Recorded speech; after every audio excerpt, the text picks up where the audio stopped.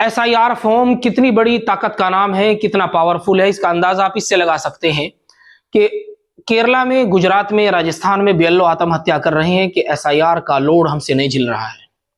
SIR के form की ताकत का अंदाजा आप इससे भी लगा सकते हैं कि लोग 2003 की वोटर लिस्ट में अपने माता पिता का नाम तलाश कर रहे हैं लेकिन नहीं मिल रहा है।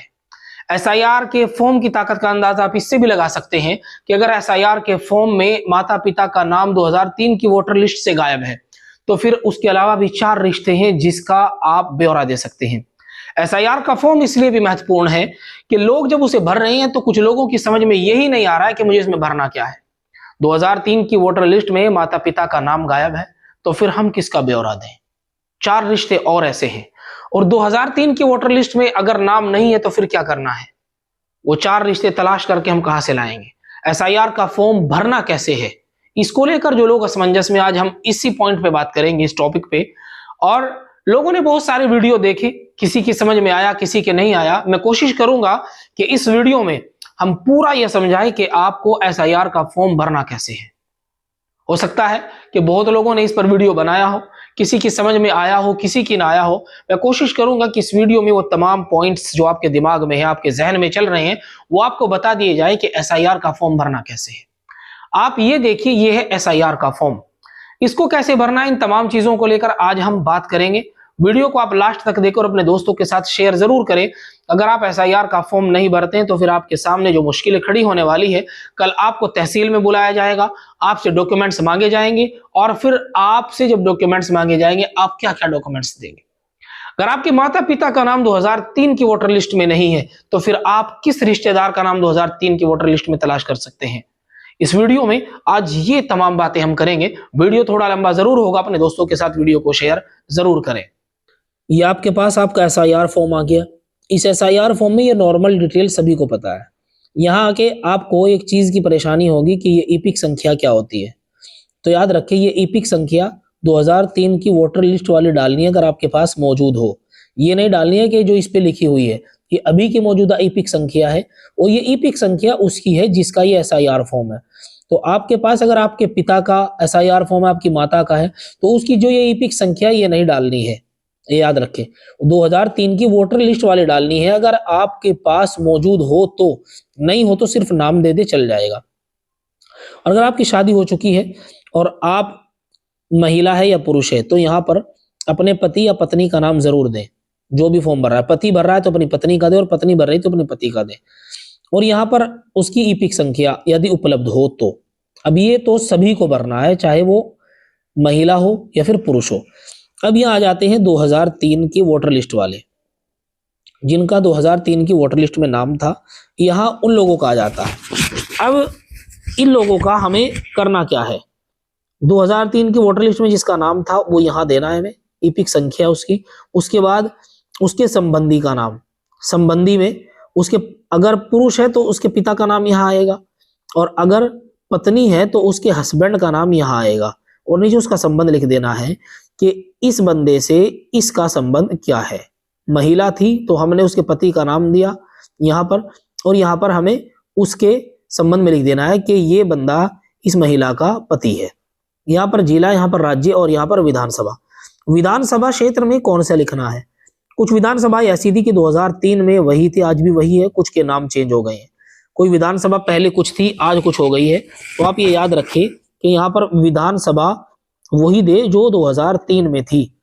विधानसभा क्षेत्र की संख्या 2003 में क्या थी और आज क्या है, तो यहाँ 2003 वाली डालनी है। भाग संख्या, क्रम संख्या, ये हो गया उन लोगों का जिनका 2003 की वोटर लिस्ट में नाम है। अब हमारे पास ऑप्शन बचता है ये पिछले कॉलम में दिए गए संबंधी का विवरण। हमने यहाँ भर रखा है पिता, याद रखें। तो हमने यहाँ पिता भर दिया और यहाँ पर हमने पिता का नाम देना है और फिर यहाँ पर हमने अपने दादा का नाम देना है, ठीक है। यहाँ पर पिता का नाम और यहाँ पर हमने देना है दादा का नाम, और यहाँ पर संबंध में पिता लिख देना है। और यहाँ पर वही सब विधानसभा क्षेत्र जो 2003 में इसका था, यानी हमारे पिता का था। अगर हमारे पिता का 2003 की वोटर लिस्ट में नाम नहीं है तो फिर अब हमें किसका भरना है, हम अपनी माता का भर सकते हैं। ये वाला कॉलम, यहाँ पर अपनी माता का नाम डालेंगे। यहाँ पर माता के जो है पिता का नाम डालेंगे, क्योंकि माता के पहचान पत्र में या 2003 की वोटर लिस्ट में जिसका भी नाम है, माता के 2003 की वोटर लिस्ट में अगर हमारे पिता का नाम है तो यहाँ पर उसका दे देंगे। इस महिला का इस पुरुष के साथ जिसका आपने यहाँ नाम दिया है संबंध क्या है। आप यहाँ पर दादा का, दादी का, नाना का, नानी का या अपने पिता का दे सकते हैं और यहाँ पर संबंध लिखेंगे कि इस महिला से इस पुरुष का क्या संबंध है। समझ में आ गया? अगर किसी के समझ में नहीं आए तो कमेंट करके भी जरूर पूछ सकता है। जब ये कंप्लीट हो जाता है, अब हमारे पास ऑप्शन आता है महिला का, हम कैसे भरेंगे ये फॉर्म। जैसे हमने यहाँ डाला किसी महिला का जिसकी अभी शादी हुई, अभी उसका वोटर आईडी कार्ड बना है, तो अब हम नीचे उसमें किसका डालेंगे, उसके सास का, ससुर का या उसके हस्बैंड का। यहाँ पर हम डालेंगे उसके पिता का ब्यौरा।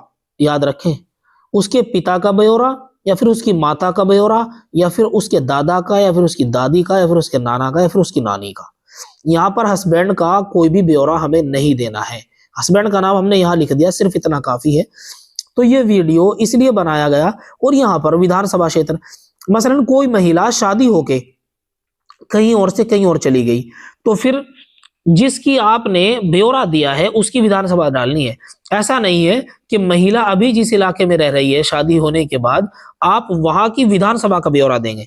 आप जिस विधानसभा का ब्यौरा देंगे वो उसके माता की, पिता की, दादा की, दादी की या नाना की, नानी की जो विधानसभा क्षेत्र 2003 में थी उसका ब्यौरा आप यहाँ देंगे कि उसकी संख्या क्या थी और भाग संख्या, क्रम संख्या। ऐसे ही हमें SIR का फॉर्म भरना है। और उसके बाद हम जो है, अगर कोई महिला अंगूठा लगाती है तो अंगूठा लगवाएंगे, और अगर कोई साइन कर सकती है तो फिर साइन कराएंगे। महिला पुरुष दोनों के लिए ऑप्शन है। और यहाँ पर साइन करने के बाद अपना ये फॉर्म जाकर BLO को दे देंगे। तो दोस्तों, हमने 2003 की वोटर लिस्ट के हिसाब से भी, और अगर आपका 2003 की वोटर लिस्ट में नाम नहीं है तब भी हमने पूरा समझा दिया कि इस फॉर्म को आखिर भरना कैसे है। तो अगर आपके माता पिता का नाम वोटर लिस्ट में नहीं है, आपके दादा दादी का होगा, आपके नाना नानी का होगा। ऐसे ही उस महिला का है जो महिला शादी करके आपके घर में आई है, या फिर आपकी बहन या बेटी आगे गई है, तो उसको भी इस डॉक्यूमेंट की जरूरत पड़ेगी। वो कहां से आई है उसकी पूरी डिटेल्स इसमें जा रही है। और अगर कोई बंदा ये समझकर ये कि फालतू का फॉर्म है, कि उस सर में दर्द किया, इसको फेंक दे, तो फिर याद रखिए डिटेंशन कैंप भी तैयार है। याद रखिए, आपसे डॉक्यूमेंट्स मांगे जाएंगे तो आप डिटेल नहीं दे पाएंगे। आपसे जब डॉक्यूमेंट्स मांगे जाएंगे तो आपसे पूछा जाएगा आप भारत के नागरिक कैसे हैं, आप भारत में 10 साल से 20 साल से 30 साल से रह रहे हैं, आप कहां से आए, आप अपना ब्यौरा दो। तो ये वही SIR फॉर्म है जिसमें आपका ब्यौरा मांगा जा रहा है।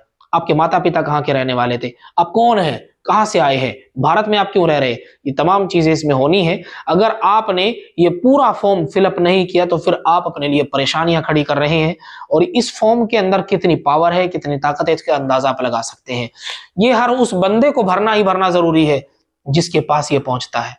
इसका सबसे बड़ा फायदा ये भी है कि जिन लोगों के डबल वोट है वो ऑटोमेटिकली कट जाएंगे, और जिन लोगों की मृत्यु हो चुकी है, जो लोग इस दुनिया में नहीं है और अब तक भी वोटर लिस्ट में उनके नाम आते थे, वो भी इससे खत्म हो जाएंगे। लेकिन जो लोग जिंदा है, SIR का फॉर्म उनके पास आया और उन्होंने नहीं भरा, तो याद रखे वो अपने लिए परेशानी मोल ले रहे हैं, अपने लिए मुसीबत खरीद रहे हैं।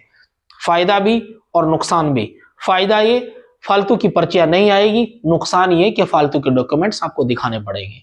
आप क्या करना चाहते हैं, आप अपने लिए आसानी पैदा करना चाहते हैं, परेशानी पैदा करना चाहते हैं, वो तो आपके हाथ में है। लेकिन अगर किसी की समझ में नहीं आता, इस वीडियो को अपने दोस्तों के साथ साझा जरूर करें कि SIR का फॉर्म कैसे भरना है। अगर आप अपने दोस्त के साथ इसको साझा करेंगे, अपने परिवार के साथ, अपने रिश्तेदारों के साथ, तो उनकी भी समझ में आ जाएगा कि आखिर इस फॉर्म को भरना क्यों जरूरी है और ये फॉर्म कैसे भरा जाएगा। इस वीडियो में सिर्फ इतना ही। मिलते हैं फिर आपसे अपनी अगली नई वीडियो में। वीडियो अगर अच्छा लगा हो तो दोस्तों के साथ साझा जरूर करें, और अगर किसी की कोई बात समझ में नहीं आए तो कमेंट में जरूर पूछ सकता है। मिलते हैं फिर आपसे अपनी अगली नई वीडियो में। जय हिंद, जय भारत।